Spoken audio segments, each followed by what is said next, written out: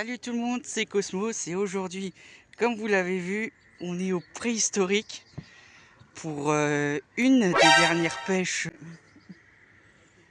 dernières pêches de l'année, parce qu'on est au mois de novembre, donc ça va bientôt fermer. Donc là, pour cette dernière pêche, on est allé dans le Baby Préhistorique.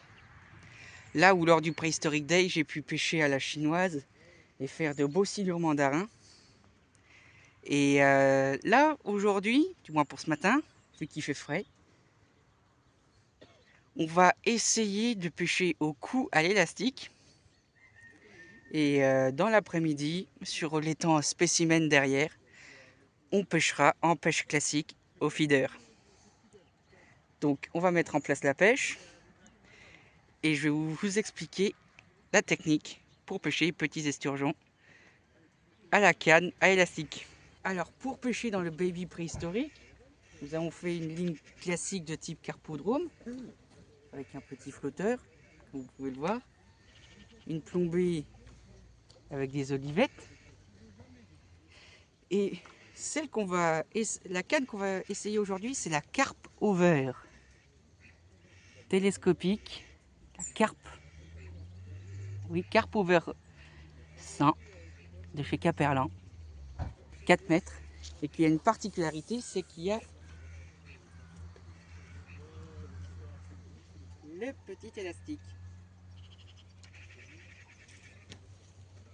Après plusieurs recommandations et après avoir pêché à la chinoise lors du Préhistorique Day, je me suis dit que ce serait intéressant de pêcher le matin des petits esturgeons pour bien se réveiller. Et j'espère que je ne serai pas déçu.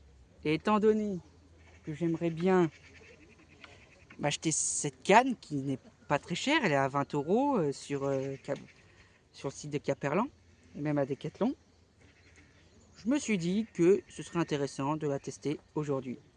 Donc on va voir ce que ça va donner.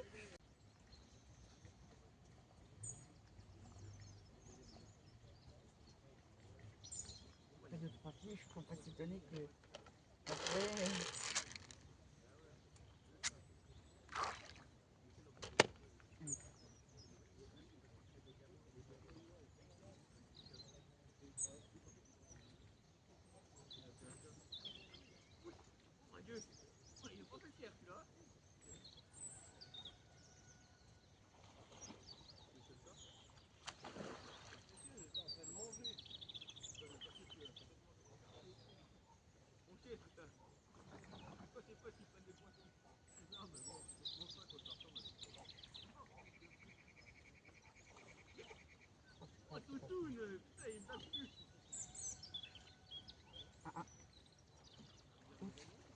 il a pris. Ah, c'est plus.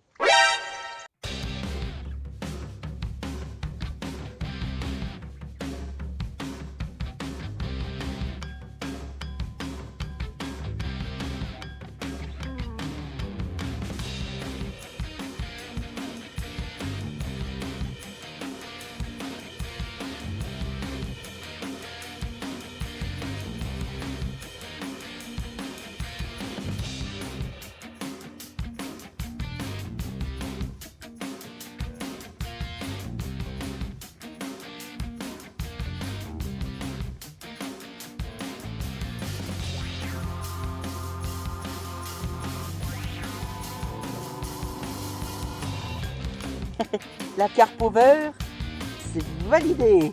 À peine amorcé et oh, je touche ce petit verre. Et à mon avis, il doit en avoir d'autres. Allez, je vais me dépêcher de le relâcher. Allez mon gant. Hop. Super ça.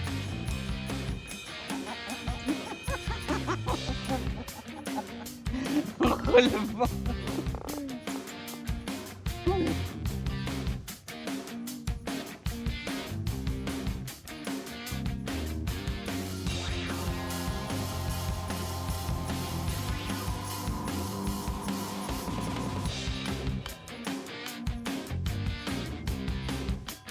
Voilà, bon petit esturgeon.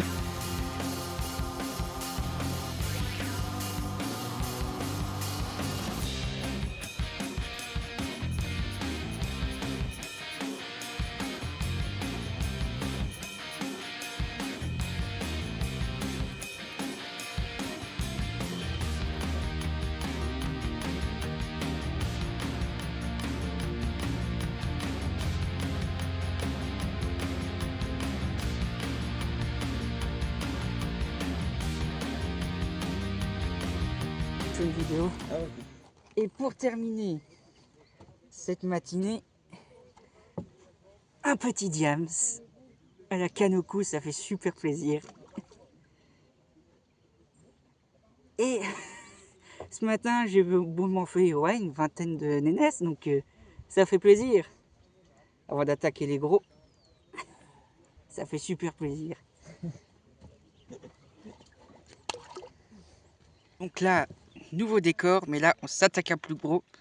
On est au spécimen pour pêcher au feeder. Regardez les beaux méthodes feeder. Bon moulin. On va pêcher les gros esturgeons au feeder. Et on va voir ce que ça va. Après une pause au spécimen, que j'attrape. C'est magnifique. Voici. Super. Magnifique. Voici. Ça fait plaisir. Et hop. Un beau poisson qui est venu prendre mon hareng fumé. Ça fait super plaisir. Et voilà. Un beau berry. Le quatrième sur l'étang spécimen. Ça fait plaisir.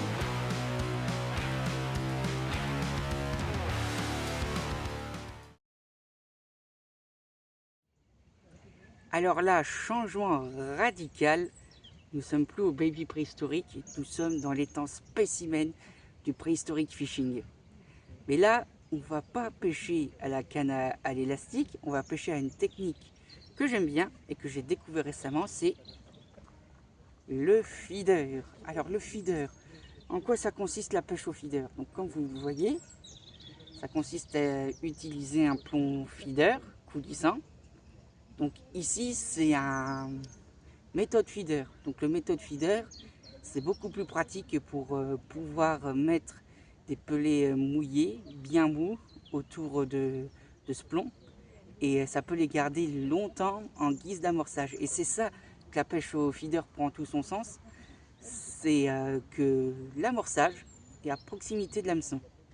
Mais la pêche au feeder est une pêche fine.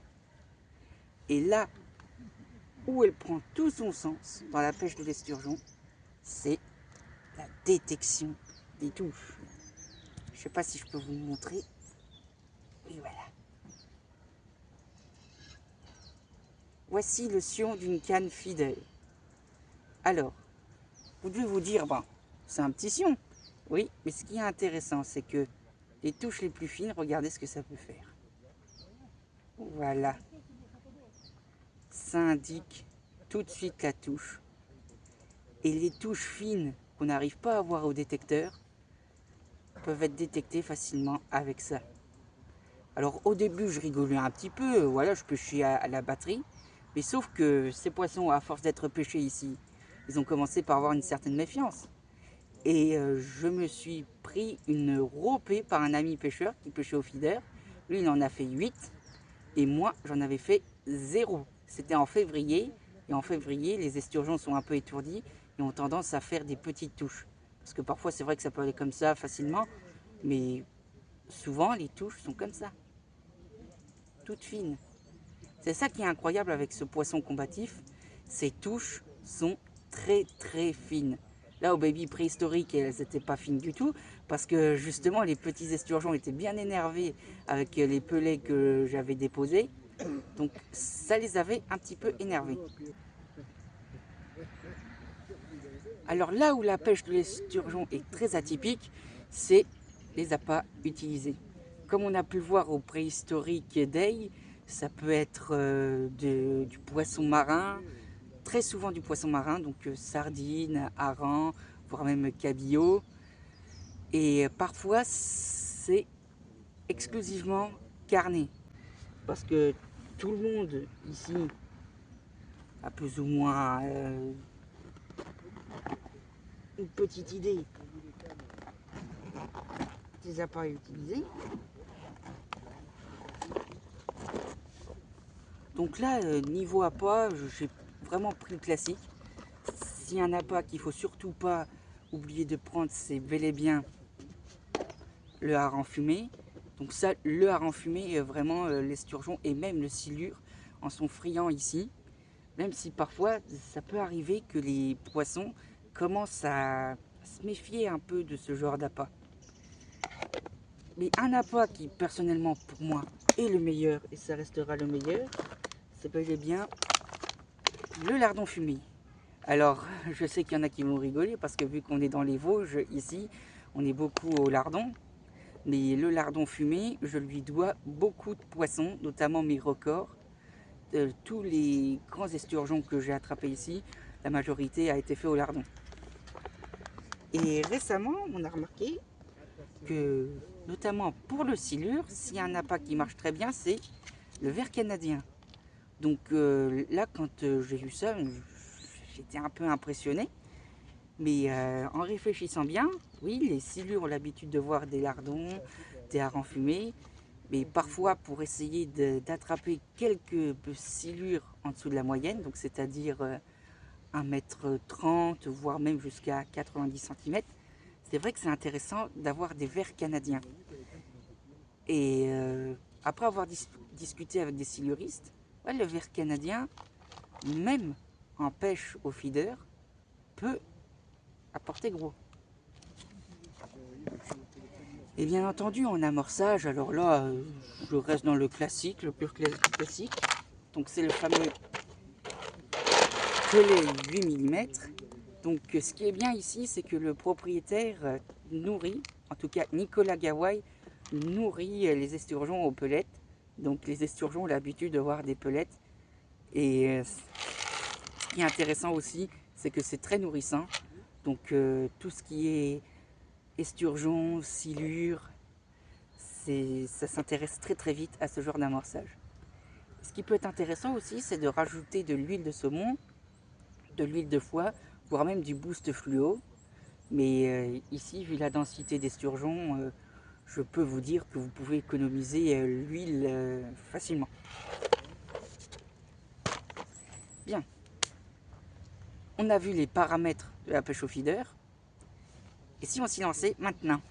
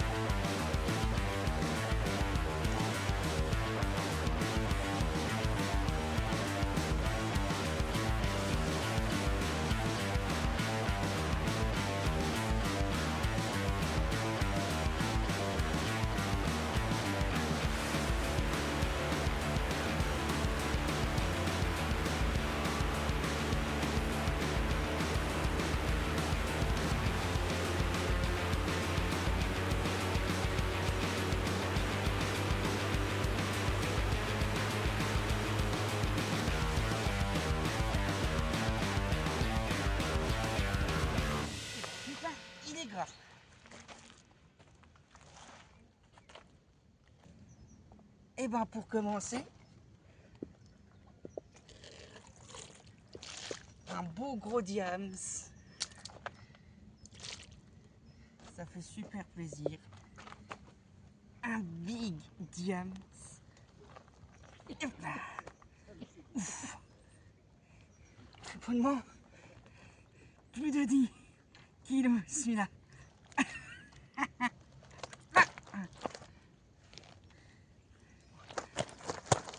C'est pour vous dire tellement que... Waouh! Calme-toi. La grosseur de ces poissons. Un magnifique diams qui va retourner à l'eau tout de suite. Ça fait super plaisir. Allez mon gars. Vas-y. Allez.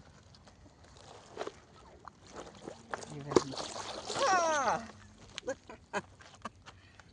yeah. Et ben pour ce premier fiche de la journée, on a été servi. Un magnifique diamant qui dépassait sûrement les 10 kilos. Et qui a fait un magnifique combat.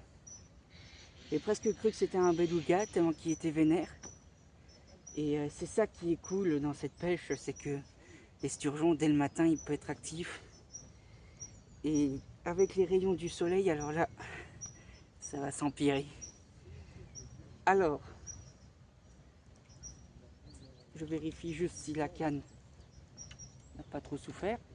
Parce qu'il faut savoir qu'on est en canne fine. Là j'ai un petit nœud. Voilà, parfait. Pas de rayures. Parfait. Alors, avant de lancer, vu qu'on a méthode feeder, j'ai fait tremper du pellet. On vérifie s'il se comprime bien. Oui, ça se comprime bien. Comme ça.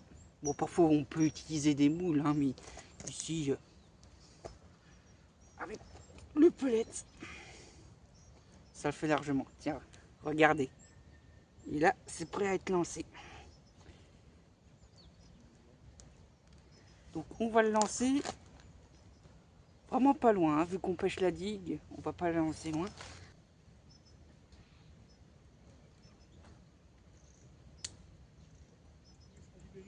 À peu près vers là. Ouais, parfait. Hop. Et tranquille.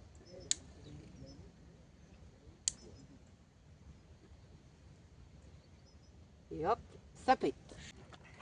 Un beau diamant, chopé à l'accro. Je l'attrape par la queue au lieu de l'attraper par la bouche. Un beau coucou. On va remettre à l'eau tout de suite. Et hop. Vas-y, repars. Repars à l'eau. Et hop. Un troisième poisson. Plus petit mais bien remuant. Un sublime fiche. Que des diamants pour cette matinée. Ça fait plaisir. Allez, on le remet à l'eau. Et allez. Yes. Et bien l'instant T, on l'aurait bien mérité, hein.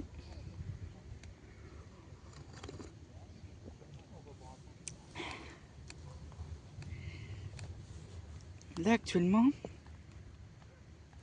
avec les différentes observations, on a pu remarquer que les poissons restent actifs. Même quelques silures restent actifs. Parce qu'après avoir discuté avec Nicolas Gawai, il y a 2-3 jours de ça, le silure mandarin a été attrapé. Et il n'y a même pas 2 jours, ils ont attrapé un autre silure. Donc ça montre que avec la douceur anormale qu'il y a en ce début novembre, la pêche a été plus ou moins facilité. La pêche a été plus ou moins facilisée. Parce que là, vraiment le temps, c'est digne d'un mi-octobre, fin septembre. Ce qui est dommage, c'est que la nuit tombe très vite. 5h, 5h30, il fait nuit.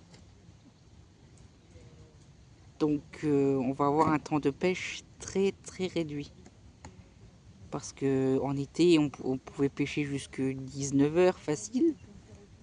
Et fallait remballer parce que l'heure légale est de 8h à 19h. Le droit de pêche. Et là, vraiment, pour ce mois de novembre, c'est surprenant. L'activité des poissons est digne d'une activité de septembre, mi-octobre. Et pour un mois de novembre, pour un 12 novembre, je trouve que le temps est très, très doux. Ce qui me rassure pas trop. Parce que des hivers trop doux, ça fait des étés trop chauds. Et ça, pour la truite et même pour la carpe, c'est pas bon du tout. Et ce qui est aussi cool dans la pêche de l'esturgeon, on n'en parle pas souvent parce qu'on parle beaucoup des combats et d'une approche particulière, c'est que dans cette approche, le bruit des pelets qui tombent dans l'eau les attire. Par exemple, là je vais juste prendre une poignée juste pour vous montrer. Quand ça tombe dans l'eau, ça fait des petits clou-cloup. Et ces petits clou-cloup tout regroupés, ça va exciter l'esturgeon. Alors que parfois, ce genre d'amorçage sur les carpes, ça peut être très néfaste si les carpes sont très méfiantes. Et l'esturgeon réagit beaucoup au bruit, au clapotis des pelets, le bruit du feeder qui tombe dans l'eau. C'est un poisson qui apprécie ces petits bruits. Et quand je dis qu'il aime le bruit, non, il ne faut pas faire la fiesta à côté de l'eau. Non, non, non. C'est les bruits d'amorçage, c'est-à-dire le bruit du pellet et du feeder qui tombe dans l'eau. Pas des gros splaouf ou des trucs comme ça. Vraiment un bruit qui rappelle une proie ou un granulé qui tombe dans l'eau. En tout cas, le silure, cette année, il a été beaucoup plus difficile. J'ai remarqué que beaucoup de pêcheurs le pêchent maintenant à la pâte, entre deux eaux. Donc de la pâte aromatisée au ver de terre, ou tout, moins, tout ce qui est carné. Et il se rend compte que à la sardine et à la pâte, les silures sont beaucoup plus réceptifs. Mais ça leur arrive de temps en temps de prendre les appâts destinés aux esturgeons. Et souvent, c'est l'esturgeon qui ramasse avant le silure. Donc,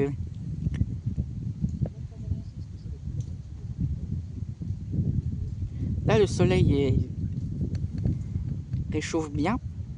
Et j'espère que ça va aussi déclencher les touches. Parce que là, il y a un petit calme là. Je vais en profiter pour rembourser un petit peu. En espérant refaire un poisson. Ah bah j'ai voulu essayer un nouveau secteur sous les conseils d'un ami. Et je touche le premier berry de la journée. Voilà. Un magnifique poisson. Bon, pris à l'accro. Mais il a entendu le plomb. Il est allé voir ce que c'est. Super. On va le remettre à l'eau rapidement. Et ben, le 5e et 4e diamant de la journée.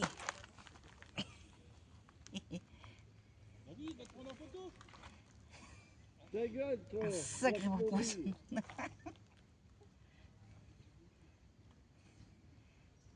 Ça fait super plaisir. Allez. Je suis au bord.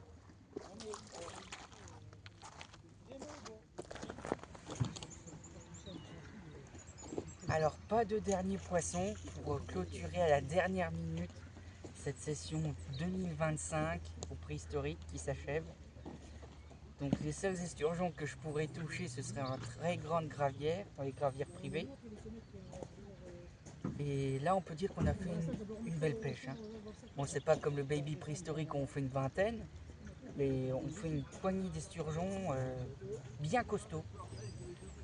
Des diamants, mais vraiment bien costauds, qui font bien plier la canne à feeder. Et ça fait super plaisir de vivre des instants comme ça au bord de cet étang. Je m'étais décalé parce que vraiment les touches ont cessé sur le poste où j'étais la dernière fois. Et là, ce que je vois à mon avis, c'est terminé pour 2025.